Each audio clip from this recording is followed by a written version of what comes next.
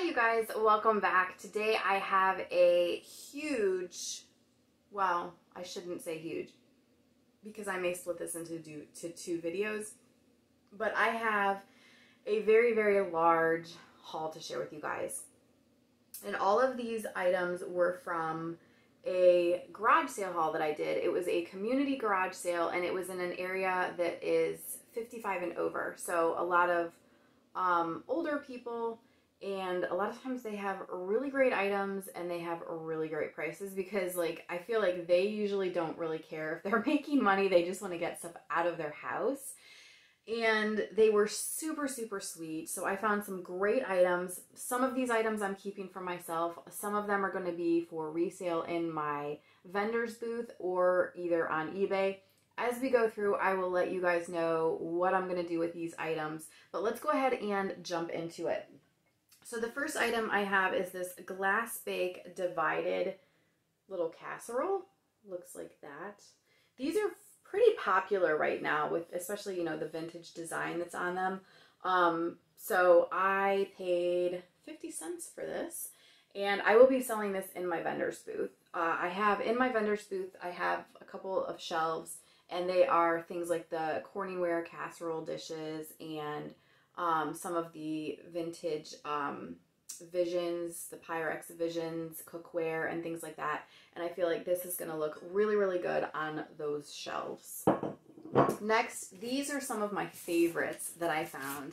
They're these 1981 Pentron Industries canisters, and they have the strawberries on them. This one says sugar on it, and the top has like this, maybe the tag, has like a red handle. You pop it open, you can put your stuff in there. And then this one, so this is the sugar one. And then this one says tea on it. I love these. I think they are absolutely adorable.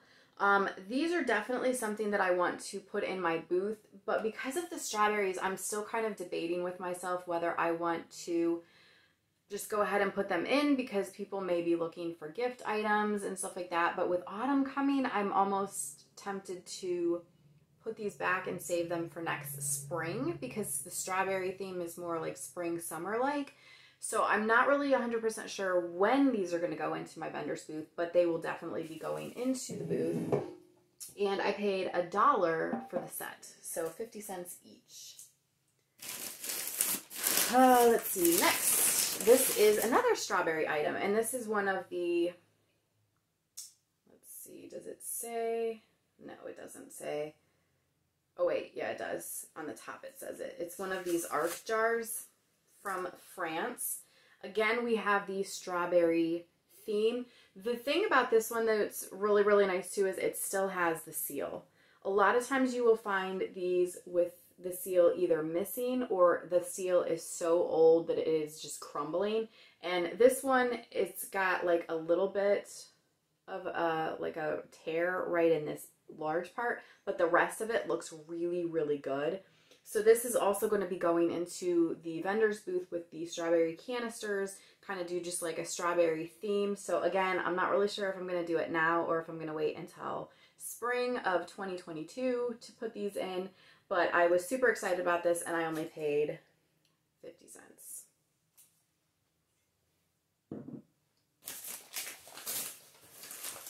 Let's see, what is next? Okay, next is a mug. You guys know I love my mugs. I collect mugs in my personal life. I sell a lot of mugs on my eBay store. This will be going on my eBay store. This is a vintage Japan. You probably can't see it because it's pressed into the pottery. A vintage Japan mug, and it's a very retro. It has this like, it almost looks like a wheelbarrow with all these flowers, but then it has this umbrella. The colors are very, very retro. You've got the blue, the orange, and the greens. This very retro, like hippie looking flower type arrangement. I love the shape of the mug too. You've got the smooth sides, but then you've got like this texture down here and it gets a little bit smaller. So I love that. So this is going to be going up on my eBay store and I only paid 25 cents for this, which is awesome. Generally for the things in on my eBay store, what I will do is search these and see what the going rate is. Just because I don't know offhand. I generally, when I see a mug, I pick it up if I like it. And if it has a lot of value to it, great. If it doesn't, that's fine too. I just like to sell things that I personally like on my eBay store. So we'll see if it's worth very much. If not, you know, obviously I'll just price it at like $4 or $5. But if it's more than that, obviously then it will be priced accordingly. Whereas generally in the booth, like I take into consideration the prices that it's going for on eBay, but then I also kind of consider the going rates that other people have theirs priced at in the vendor's booth also. So that's how I will be figuring out how much this little baby is going to be selling for, but that will be on my eBay store. Next, I got some bracelets, and these are going to be for me. So first off, and these are all like stretchy bracelets. They're just the beaded. So the first set, there are two here. One is this like deep purple and the other is like a deep turquoise color. I love bracelets like this because then you can just stack a whole bunch of them. And it was 50 cents for both. And then I also got this set, and let me untangle it here. Again, this is their like stretchy bracelets. These ones are much thinner, but you have like this beautiful, almost like iridescent, like an orange color, but then like as you shift it, you can pick up like hues of pink and even like a little bit of a purple. And then the others actually have purple in them, these other ones. So this whole bundle of bracelets was only 50 cents. And I figured, honestly, I will probably pair both of those together and wear them all. So 50 cents for each. I picked these up. These are also going to be keeps for myself. At least in my house, we always need serveware, like spoons and things like that to serve. Not like actual ones that we would use to eat with, but to serve with. So there's this, and okay, it is a Juanita. It's like the slotted spoon. Nice, very nice quality. I only paid 10 cents for this, so that one was great. And then, let's see. Yeah, these don't have an actual name on there. It just says Stainless Steel USA. But it is a 2-pack, again, of the larger, like, serving spoons. There are 2 in here, and I paid 20 cents for both. So, again, 10 cents each. Next is this bowl that looks like a basket. And those of you who are familiar with Longaberger, you know what this is. This is a Longaberger bowl. Let's see. Okay, it doesn't actually say what bowl this is used for, but I would assume that this is like a dip bowl or something. But because it is the Longaberger right there, anytime you see Longaberger pottery, especially, there's somebody who wants it because so many people collect the Longaberger. I actually live in Ohio, so I am not too far from where Longaberger used to be. So we tend to come across Longaberger pretty often here, but I only paid $3 for this bowl. Now, I do not collect Longaberger, but I really like this bowl. I just like the design of it, even if it wasn't Longaberger. So I am going to be keeping this for myself because I just think that this is going to look awesome with like dip and things like that come Thanksgiving and Christmas and all of that. So definitely going to be a keep for me. Next we have this beautiful amber golden bowl with, I'm not sure what that design would be considered, but it's super, super pretty. And they're buried in here, but I actually found 2 canisters at a separate garage sale that match this. So again, this is going to be going into my vendor's booth, and like I'll be able to put the bowl on the same shelf with the 2 canisters. And I think these will definitely be going in soon because I feel like this is a great color for autumn. So anyway, I only paid $1 for this bowl, and it is absolutely beautiful. There are no chips or anything in it. I am going to have to do a little bit more research on this because there are no markings as far as to tell a brand, but I know I have seen this kind of bowl before, and I'm sure that there is a certain brand to it, and I know it is definitely vintage. So I'll have to do a little bit of research and find out exactly what this is considered, but I thought it was just beautiful. So there's that. Okay, so that was one box. Moving on, let's see. What do I want to grab next? I don't even know what half this stuff is. Oh, here we go. This is an easy one. This is funny. This is going to go up on eBay. I'm going to repackage it, but this is one of those things I saw and it just appealed to me personally. So I'm sure it's going to appeal to someone else too. It's in a Clinique box, but that is not what's in here. And as you can see, I only paid $1 for this. But this is a matchbook collection. So someone has been collecting matchbooks from all over the place.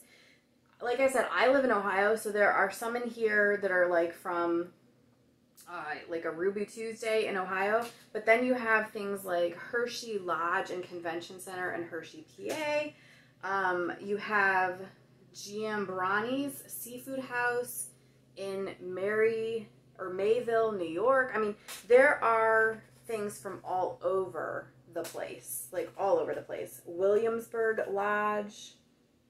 There is, like here, this is from a wedding, Mr. and Mrs. Brian Milks. I mean, so it's just this entire thing of unused matchboxes. So I thought that was really cool. Or matchbooks. What do you call these? Matchbooks? Yeah, matchbook collection. So I will be obviously taking it out of the Clinique box, and this will be posted on eBay as a matchbook lot, and I'm sure somebody who collects these will think that it's just the coolest thing, because I did, and I don't even collect these. So there's that. This next one, these are all the same thing. Like they're all one thing, but there are many of them. Let me unwrap these. They are beautiful.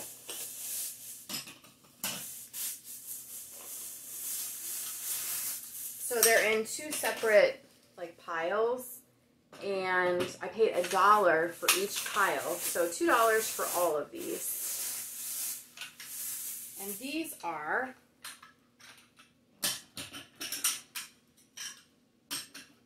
kind of dirty, but these are Royal Doulton, England. Yeah, they're English fine bone china. Okay, so these are these beautiful small plates, like you can see next to, you know, my face. Like they're not very big, but they're beautiful. The design is beautiful. They are Royal Doulton, bone china, England. Like I said, I paid $2 for all of these, and I'm actually going to be keeping these. These I'm going to be using for little appetizer plates or tasting plates. I feel like these would also be gorgeous. Like if you had someone over just for like coffee and dessert, and the dessert was like cupcakes, like this would be perfect size to have a single cupcake on it. I felt like they were so beautiful, and I love that it's not as big as like a snack plate would normally be. Like I love that it's smaller for just like small bites, small appetizers. So that's what these are going to be used for, are just like tasting plates or tiny little appetizer or dessert plates. So those will be in my personal collection. Where are we at time-wise? Okay, we're almost at 15 minutes. So let me go ahead. I'll show you one more bag, and then I will film another video and post it later, like the part 2. Next. This one, this one's kind of funny. So I definitely have a soft spot in my heart whenever I see cheap books. I'm trying really hard to break that habit, because I don't need to pick up every cheap book that I see, because a lot of times I have no interest whatsoever in reading those books. But my kryptonite is food. So anytime I see cookbooks that are super cheap or food-related magazines that are super cheap, I cannot pass them up. I just can't. Like, I can't. So, actually, maybe I'll show you two bags because these two go together. So there was this garage sale that I came upon, and she must have been a complete foodie because I'm not kidding. There were 2 tables full of food magazines and cookbooks, and just I had to go back to that garage sale twice because I was, oh my gosh, like that was it. I knew where I wanted to spend my money that day. So this first stack that I'm going to show you is all magazines, and so the first stack here, these are all food and family magazines from Kraft, which I actually used to get that magazine a long time ago, and I have actually used so many recipes from those magazines. So I ended up picking up, let's see, we've got 1, 2, 3, 4, 5 of them. They were only 10 cents each, so I am so excited to be able to kind of thumb through these. This is the kind of reading that I enjoy doing, like in the evenings, like once I'm like kind of settled for bed and I'm sitting in my bed. I love flipping through like a food magazine, so I did pick those up. And then we have 1, 2, 3, 4, 5 more, and all 5 of these are the allrecipes.com magazine. Again, 10 cents each. I used to get this magazine also and really enjoyed it and have gotten quite a few recipes out of it, but I kind of I canceled all of my magazine subscriptions just because I feel like magazine subscriptions are so expensive, and then like why pay that much when I can go to the thrift store or a garage sale and get them for 10 cents each, because I really don't care if it's the current issue.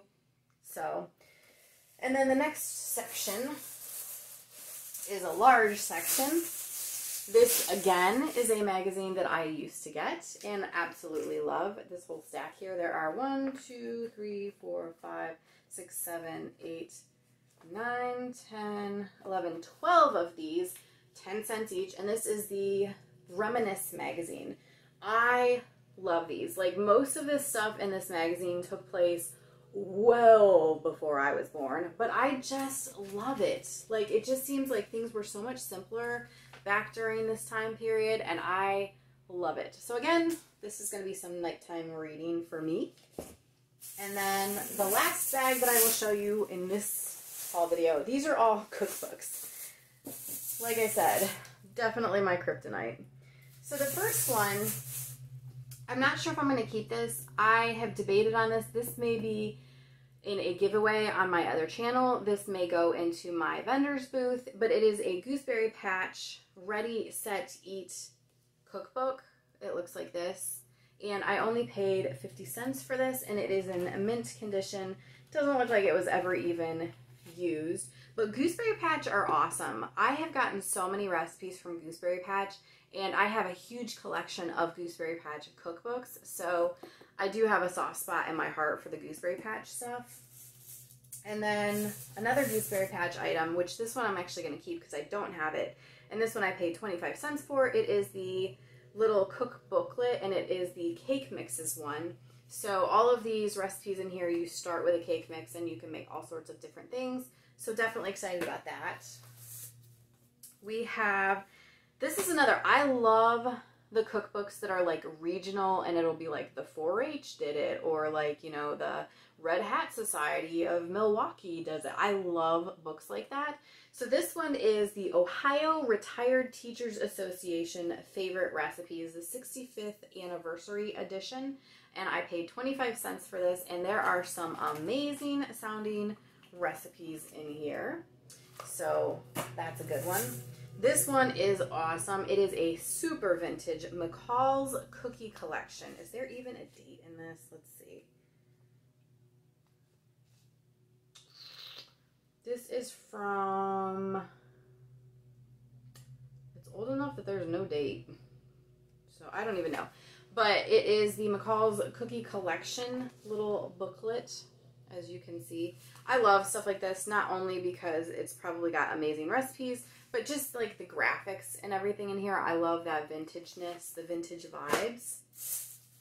This one is the Lake Erie, which is Ohio, Girl Scout Council More Than Cookies Cookbook. It looks like this. And this one's got to be old too. Yeah, this is from Cleveland, Ohio. Is there a date? Nope, no date. But another cookbook like that. We have the Betty Crocker's Good and Easy Cookbook. What's the date in this? This one, okay, so this is the first edition, 1954. So that's pretty cool. Again, I love these. Not only do they have awesome recipes, but the graphics in here are just awesome. Oh, and look, see, this is the stuff I love. When you find someone obviously had a can of, okay, this is the red raspberry pastry filling. And they tore it off the can so that they could have this little recipe here. Like, how cool is that? I love when you find stuff like that in vintage cookbooks. And I will keep it in that cookbook.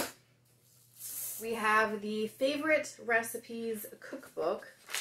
I don't really know who this is from. Yeah, not a clue. But again, a bunch of really good looking recipes. We have the Saragut Yum Yum Amish Recipes. I live very, very, very close to an Amish community, so we come across these pretty often. But yeah, so this is from 1992, so not seriously old, but some great Amish recipes. This one is like really cool. This is old too. Let's see, what's the date in here? 1966. It's Ma's Cookin' Mountain Recipes, spiced with mountain customs, sayings, and superstitions. That just looks awesome. So, and this is, it says, this here copy comes from the Great Smoky Mountains. I love stuff like that. I'm like I said, I will find stuff in there that I will actually make, but sometimes it's just fun to like look at the graphics and, you know, like the little tidbits that are in there. This is called Pilgrim's Pride, and it's from the Pilgrim Christian Church in Chardon, Ohio, which is actually where I live. I'm not really sure where that church is or if it's still there, but this is definitely older. I'm not seeing a date, but you can just tell. Like, it's like that old style, like, typewriter print, so this has got to be older. We're getting there, guys. Almost done with this one. We have the Pillsbury's 15th Grand National 100 New Bake-Off Recipes. This is from, okay, where's the date?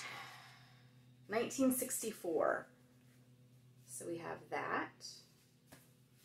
This is a newer copy. This is not that old. Yeah, this is from 2020. This is the Back to School Lunches Easy Home Cooking little booklet. I love stuff like this. Like I said, I find so many fun little recipes.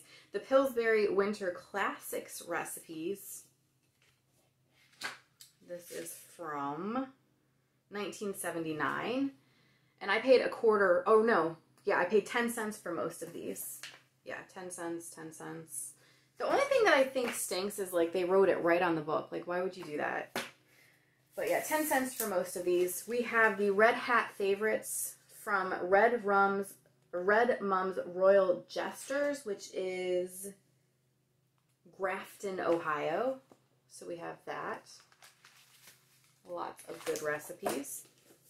This is a really cool one. It says somehow nothing satisfies like beef, and this is the Nebraska Feeders Auxiliary Cookbook.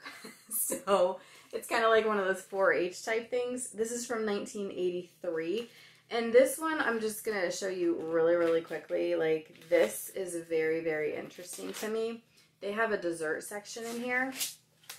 And literally the first recipe is beef brownies. What? And it actually has beef in it. What? I won't be trying that one, but I guess people like their beef. And the very last one, which, now that I'm going through these, I'm missing one, so it must be in another bag. There must be another bag. Oh, there is. We'll get to that one in the next haul. I was going to say, there's another cookbook that I know I'm missing because it was one that I'm, like, seriously excited about, but it's in another bag. we'll get to it. And then the last one is this 9x13, the perfect fit dish. And then it's got 180 family favorites to fit America's most popular pan. So you have everything from like desserts to actual meals, everything that goes in a 9x13 inch pan.